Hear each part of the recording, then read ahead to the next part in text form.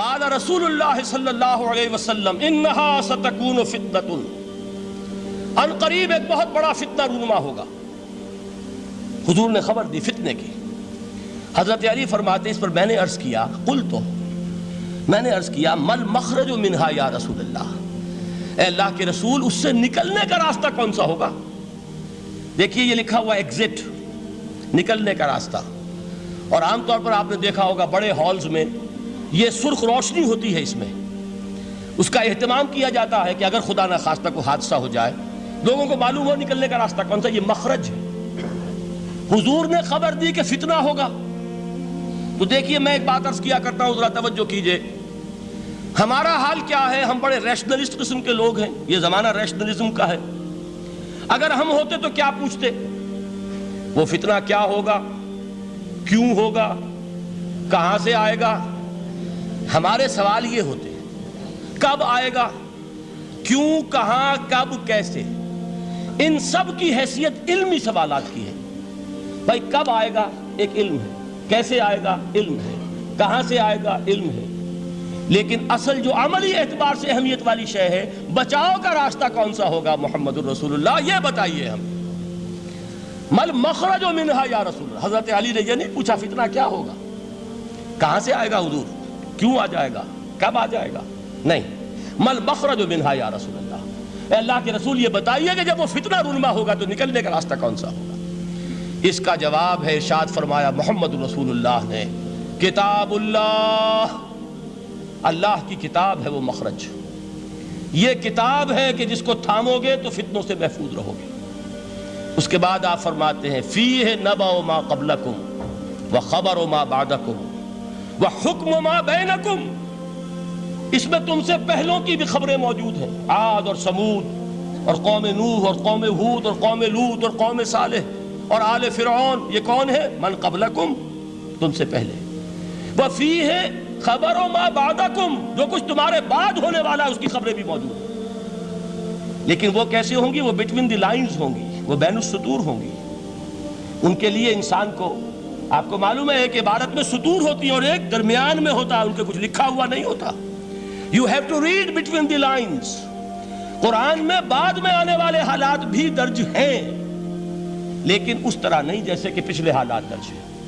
اس کے لیے ذرا ان ڈیپتھ پونڈرنگ اوور، غور و فکر اور تدبر کی ضرورت ہوگی۔ وَحُکْمُ مَا بَيْنَكُمْ، اور جتنے اختلافات تمہارے اندر پیدا ہوں گے تا قیام قیامت، ان سب کا فیصلہ بھی اس کتاب میں موجود ہے۔ وَهُوَ حَبْلُ اللَّهِ الْمَتِينُ وَهُوَ الذِّكْرُ الْحَكِيمُ، یہی تو ہے وَهُوَ الصِّرَاطُ الْمُسْتَقِيمُ، سیدھا راستہ، اور کون سا؟ یہی قرآن تو ہے۔ ہر رکعت میں کہتے ہو اہدنا الصراط المستقیم، اور قرآن دیا ہوا ہے اس پر غور نہیں کرتے۔ عجیب تماشا ہے ہمارا، نماز کی ہر رکعت میں اہدنا الصراط المستقیم، اور حضور فرمائے وَهُوَ الصراط المستقیم، صراط مستقیم یہ قرآن ہی تو ہے، الذکر الحکیم یہ قرآن ہی تو ہے، وَهُوَ حبل اللہ المتین، اور یہی ہے اللہ کی مضبوط رسی۔ آپ نے قاری صاحب سے وہ آیات سنی سورہ آل عمران کی، وَاعْتَصِمُوا بِحَبْلِ اللَّهِ جَمِيعًا وَلَا تَفَرَّقُوا، اللہ کی رسی کو مضبوطی سے مل جل کر تھامو اور تفرقے میں مبتلا نہ ہو۔ تفرقہ ہوگا تو کیا ہوگا؟ تمہاری ہوا اکھڑ جائے گی۔ آج آپ کو معلوم ہے دول عرب اگر یہ یکجا ہو جائیں، ایک دن کے لیے اسرائیل قائم نہیں رہ سکتا، امریکہ نہیں، امریکہ کا باپ اسے قائم نہیں رکھ سکتا۔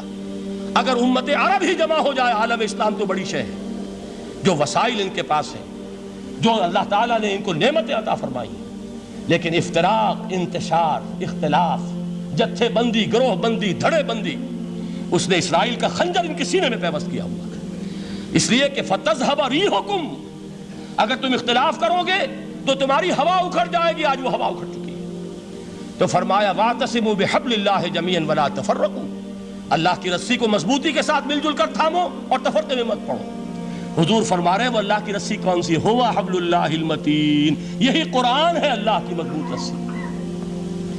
علامہ اقبال نے کیا خوب کہا ہے، علامہ اقبال نے قرآن اور حدیث کے حقائق کو جس طریقے سے اشعار کا جامہ پہنایا ہے، وہ تو خود کہتے ہیں گوہر دریائے قرآن سفتام، میں نے قرآن مجید کے دریا سے موتی نکال کر اپنے اشعار کے اندر میں نے چن دیے ہیں، میرا کام اور کچھ نہیں ہے۔ موتی کوئی بھی غواص پیدا نہیں کرتا، دریا کی گہرائی سے نکال لاتا ہے، یہ میری حکمت نہیں ہے جو میرے اشعار میں ہے، یہ میں نے قرآن مجید کے دریا میں غوطہ زنی کر کے اس سے یہ موتی نکالے، گوہر دریائے قرآن سفتام۔ اب دیکھیے اسی حدیث کے اس ٹکڑے کو کیسے شعر میں لائے ہیں۔ از یک آئینی مسلمان زندہ است، پیکرے ملت سے قرآن زندہ ہست۔ مسلمان کی زندگی تو ایک آئین کے بدولت ہے، یہ آئین قرآن، جو کہا تھا کبھی قائد اعظم مرحوم نے جب پوچھا گیا تھا کہ آپ کے پاکستان کا دستور کیا ہوگا، کیا فرمایا تھا یاد کیجئے کہ ہمیں کسی نئے دستور کی ضرورت نہیں، ہمارا دستور 1400 برس پہلے طے ہو چکا ہے۔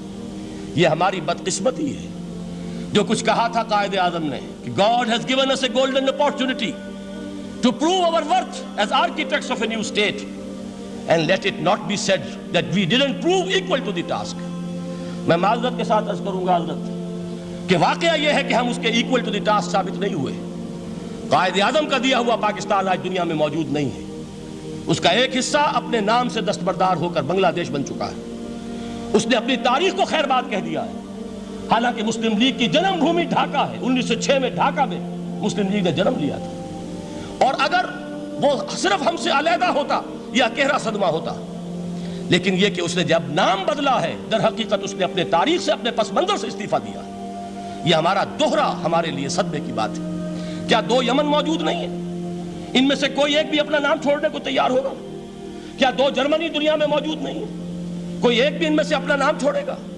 کیا 2 کوریا نہیں ہیں؟ 2 ویتنام نہیں ہیں؟ تو کیا 2 پاکستان نہیں ہو سکتے تھے؟ ہو سکتے تھے۔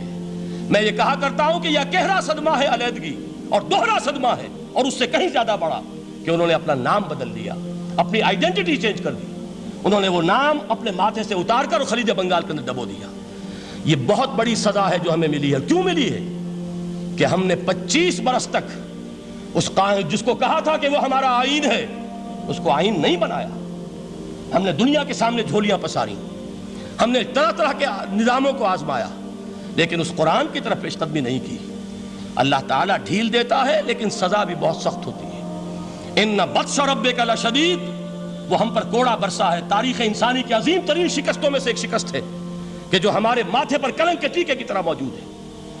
اللہ کرے کہ آئندہ یہ تاریخ اپنے آپ کو نہ دہرائے، لیکن میں عرض کر دیتا ہوں آپ سے، جو ہمارے لچھن ہیں، جو ہمارا طرز عمل ہے، جو ہمارے لیل و نہار ہیں، جو ہمارا انداز ہے، اللہ کے دین کا استہزاء اور تمسخر، جس طرح اللہ کے ساتھ مذاق ہم کر رہے ہیں، اس کا شاید اس سے بھی کہیں زیادہ برا نتیجہ نکلے۔ اللہ مجھے اور آپ کو اور ارض مقدس پاکستان کو اس انجام سے بچائے، لیکن اس کے لیے کام کرنا ہوگا۔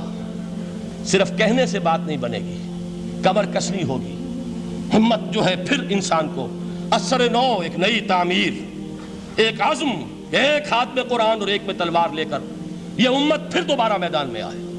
بہرحال عرض یہ کرنا تھا، اقبال کہتا ہے از یک آئینی مسلمان زندہ است، پیکرے ملت سے قرآن زندہ ہست، ماں ہما خاک و دل آگاہ اوست، اعتصامش کن کہ حبل اللہ اوست۔ تامو اس کو مضبوطی کے ساتھ، حبل اللہ یہی قرآن ہے۔ یہ یک آئینی اور پیکر قرآن کی زندگی، پیکر ملت کی زندگی جو ہے اس قرآن کی بدولت ہے۔ تو حضور نے کیا فرمایا؟ فتنے سے بچنے کا راستہ کون سا ہے؟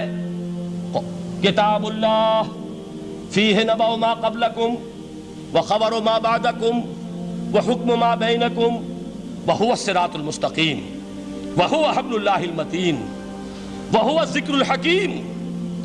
ایک 3 جملے اور سن لیجئے۔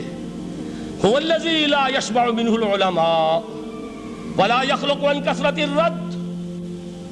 یہ قرآن وہ شے ہے جس سے اہل علم کبھی سیر نہ ہو سکیں گے۔ ولا تنقضی عجائبہ، اس کے عجائب کبھی ختم نہیں ہوں گے۔ یہ ہیروں کی وہ کان نہیں ہے کہ جو کبھی خالی ہو جائے کہ سارے ہیرے نکل چکے، اب مزید ہیرے نہیں ہیں، نہیں، علم اور حکمت کے ہیرے اور ہدایت اور حکمت کے موتی اس میں سے ابد الآباد تک نکلتے رہیں گے۔ ضرورت صرف کھودنے کی ہے۔ میں نے وہ لفظ استعمال کیا تھا، آج کا قرآن کھودنا ہوگا، آج کی ہدایت اس قرآن سے نکالنی ہوگی۔ قرآن جب نازل ہوا آن دی سرفیس، بالکل ظاہر وہ تھی اس کی ہدایت جو اس دور کے لیے ضروری تھی۔ ہمیشہ کی ہدایت اس کے اندر رکھ دی گئی ہے، اس میں مضمر ہے، اس میں چھپی ہوئی ہے، اس کے لیے تدبر کی ضرورت ہے۔ کتاب انزلناہ الیک مبارک لِيَدَّبَّرُوا آیَاتِهِ وَلِيَتَذَكَّرَ أُولُو الْأَلْبَابِ، لوگ تدبر کریں، اس کی گہرائیوں کے اندر غوطہ زنی کریں۔ لا تنقضی عجائبہ، اس کے عجائب کبھی ختم نہیں ہوں گے۔ ولا یشبع منہ العلماء، اہل علم کبھی اس سے سیر نہیں ہوں گے۔ آپ کو سخت بھوک لگی ہوتی ہے اور کھانا کھانے کے تھوڑی دیر کے بعد اب آپ کا ہاتھ رک جاتا ہے، سیر ہو گئے، بہترین کھانا ہے لیکن نہیں کھا سکتے۔ اگر عام حالات میں وہ آتا تو کبھی نہ چھوڑتے، لیکن اب وہ آپ کا میزبان کہہ رہا کچھ اور لیجیے، تناول فرمائیے ذرا یہ دے، بھائی نہیں میں اب بھر چکا، یہ آپ کہتے ہیں کہ نہیں؟ حضور فرمایا یہ قرآن وہ شے نہیں ہے جس سے اہل علم کبھی سیر ہو سکے، ان کی پیاس بڑھتی چلی جائے گی، ان کے اندر quest of knowledge, search for wisdom بڑھتی چلی جائے گی۔ کبھی بھی انسان یہ محسوس نہیں کرے گا کہ مجھے جو لینا تھا میں لے چکا، بلکہ یہ کہ جیسے جیسے قدم آگے بڑھیں گے تہذیب کے، تمدن کے، علم کے، اتنے ہی قرآن جو ہے وہ آگے بڑھتا چلا جائے گا ہر دور کی رہنمائی کے لیے۔ لا تنقضی عجائبہ ولا یخلق عن کثرت الرد، بار بار کے پڑھنے سے اس پر بوسیدگی طاری نہیں ہوگی۔ دنیا کی اور کتابیں ہیں، ایک دفعہ پڑھ لیں گے، دو دفعہ پڑھ لیں گے، تین دفعہ پڑھ لیں گے، چار دفعہ پڑھ لیں گے، پھر جی نہیں چاہے گا۔ لیکن یہ کتاب وہ ہے، امام شافعی کا میں واقعہ آپ کو سناتا ہوں۔ وہ یہ کہتے ہیں کہ ایک مرتبہ میرے ذہن میں یہ سوال آ گیا کہ اجماع کے لیے بھی قرآن مجید میں کوئی سند ہے، دلیل ہے؟ سب مانتے ہیں کہ اجماع جو ہے سورس ہے قرآن کے اسلامی قانون کی، جس پر کہ امت کا اجماع ہو جائے۔ تو کہتے ہیں میں نے 300 مرتبہ قرآن پڑھا اول سے آخر تک، صرف اس دلیل کی تلاش میں۔ 300 مرتبہ مجھے نہیں ملی، 301ویں مرتبہ جب پڑھ رہا تھا مجھے روشنی مل گئی۔ وہ یبتغی غیر سبیل المومنین کے جو الفاظ آئے ہیں، نولہ ما تولی ونصلہ جہنم، جو کوئی شخص مسلمانوں کے راستے کو چھوڑ کر کوئی اور راستہ اختیار کرے گا ہم اسے اسی کے حوالے کر دیں گے اور جہنم میں پہنچا دیں گے۔ معلوم ہوا مسلمانوں کا جس پر اجماع ہو جائے اس کو بھی ایک سند حاصل ہے۔ یہ مسلمانوں کا مجمع علیہ ایک راستہ ہے، اس کو بھی ایک سند اور دلیل